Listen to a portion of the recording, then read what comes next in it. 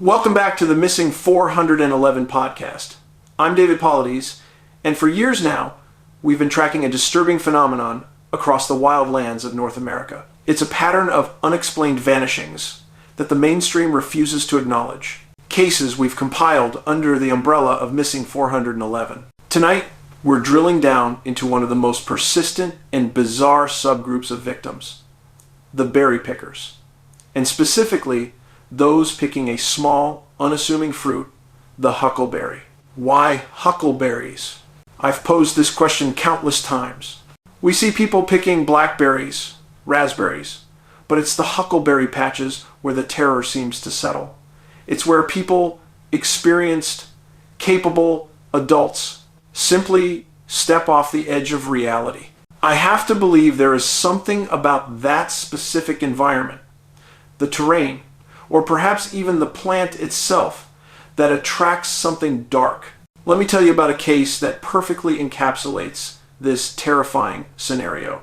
The disappearance of Ralph, a 60-year-old man in fairly good health near Mount Hood, Oregon. This area is a gorgeous drive along the Columbia River, but it's also a confirmed missing 411 cluster zone. This region has a dark history of people vanishing, often under perplexing circumstances, right where the mountains meet the forest.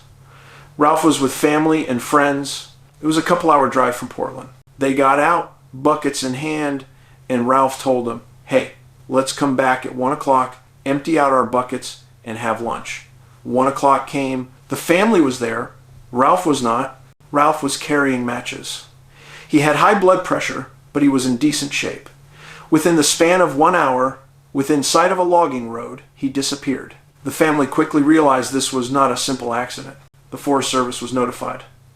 The response was quick, but the outcome was familiar. On the second day of the search, the weather turned. It rained like hell. 4 bloodhounds were brought in immediately, then kept on scene the second day. Now, here's where the facts diverge from any rational explanation. The kind of data points that scream missing 411. Searchers found possible prints of Ralph's boots just east of where they started. That's odd, but not impossible.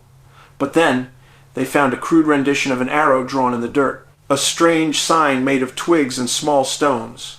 This is a recurring, deeply unsettling feature in many of our missing 411 cases. Why would a lost person take the time to build a deliberate directional marker out of sticks? Was it a clue? Or was it something else entirely?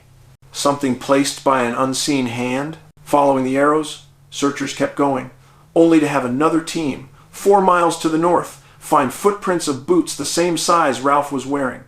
The tracks were contradictory, confusing the searchers. The dogs never picked up a scent. Never. This lack of any trackable scent is a hallmark of the most mysterious disappearances in these clusters. It's almost as if the victim's scent profile was instantly erased.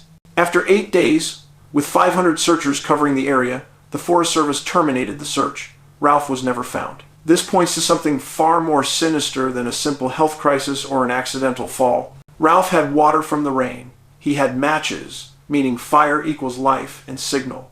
But no fire was seen, no scream for help was heard, and no trace remained. He should have lived at least 3 to 8 days. It reinforces the patterns we've identified, the berry picker subgroup, the hunter subgroup, and the inexplicable vanishing. In the world of missing 411, we have to consider factors beyond human foul play. Could a sudden, debilitating illness strike? Yes. But what about the arrow? What about the bloodhounds losing the scent?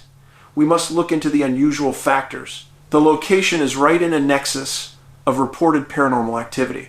I have to wonder, are we dealing with a dimensional rift? A localized tear in reality that opens briefly, allowing something other to enter, or allowing the victim to simply step out of our plane of existence? Or consider the old legends tied to these wild, remote places. The sheer size of the bear I mentioned seeing once. Was it a bear or something more? Cryptids like Bigfoot are intrinsically linked to these deep forests.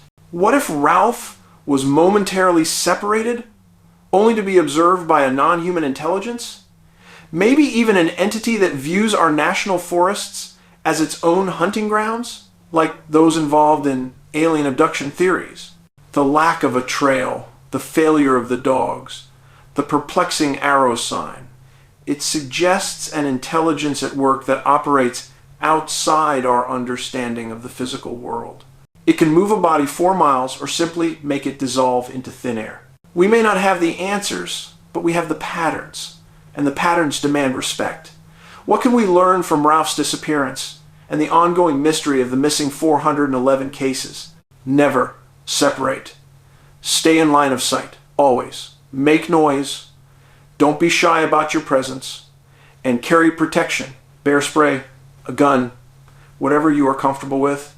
And most importantly, everyone going into the woods, especially the deep clusters, should have a personal locator beacon, a PLB. It's your lifeline.